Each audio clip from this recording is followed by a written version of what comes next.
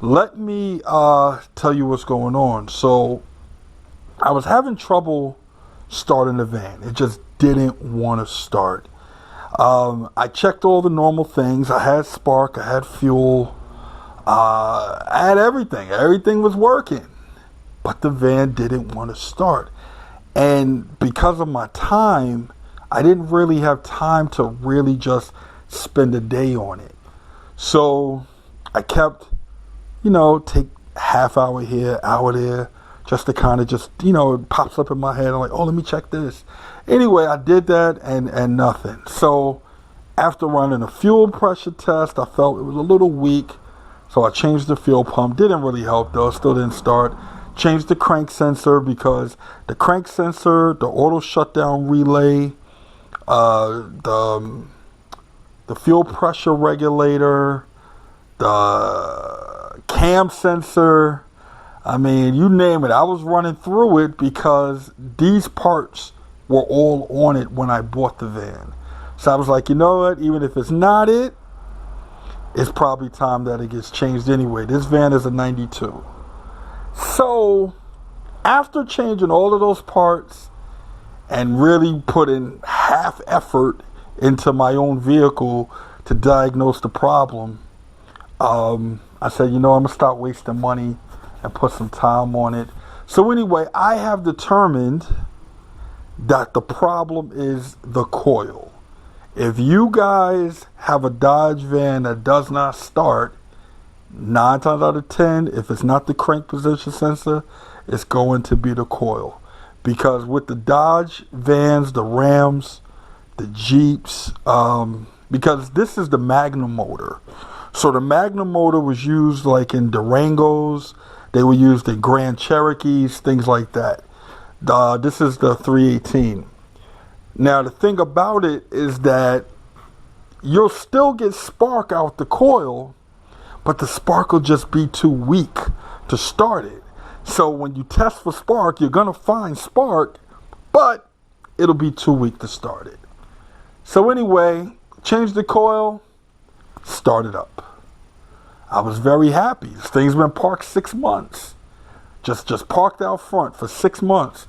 So I changed it, but what I'm going to do now, I am actually going to upgrade the coil to an MSD. It's not much more than if you buy a new factory coil. It'll give it a little bit more power. I always feel like the 318 was a little weak in these vans. But this one is for a 90 to 96. Now I don't know about the 90. I'm a little suspicious because I had a 90 van and the coil looked different than this. But they're saying that this is for a 90 to 96. So I don't know. You take that if you want. So this is part number 8228, and we're gonna see what it does. So I wanted to put something with a little more power in it than just the standard coil because that one went weak on me. So also, right after I got it started, because it's been sitting 6 months, right after I got it started, as soon as it started, the belt snapped.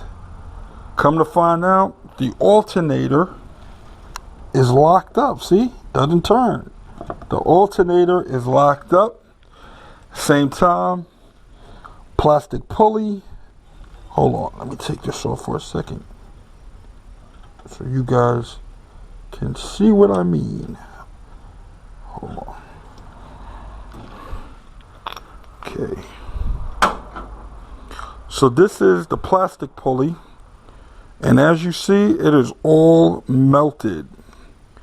So what happened was the alternator locked up, the crank was still pulling the belt, and it rubbed right against here and melted it.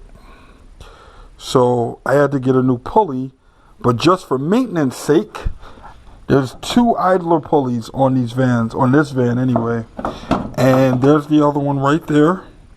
There's a metal one. Hold on. There's a metal one, and there's a plastic one. So over here on the box of goodies, Got a new coil.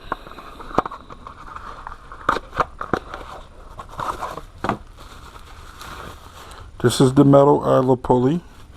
Got that. Nice and quiet. It's just a maintenance kind of thing because you go through the whole hassle of changing one idler pulley and putting on a new belt, and then the other one locks up on you, and then it's going to snap the belt and you're going to have to do the same job again. So, and this is the plastic one, and you can see the difference between the two. You see, right there is where it melted. And new belt, because the old belt right here, see, this belt is finished. Got caught right there. Right here is where it melted. You can see it burnt up. And that's it. Yeah, it was smoking like crazy, and but I was just happy it started. So anyway, that's what I'm doing right now. So on that note, YouTube, let's get to work. Oh wait, I forgot to show you guys the alternator. That's what this is. So I also bought a new alternator. Now this alternator came from G7 Amazon. Everything that you see came from either G7 Amazon or G7 eBay. So this one is a new one, and I basically got the new one for cheaper than I would have been able to get the rebuilt one for locally. So that's why I bought it. So yeah, if you guys need parts, anything, I keep telling you, anything that you guys need, just go to newcarsuck.com and got what you need. If you don't see it, use the G7 eBay or the G7 Amazon link and get what you need. All right, appreciate it. Now let's get to work.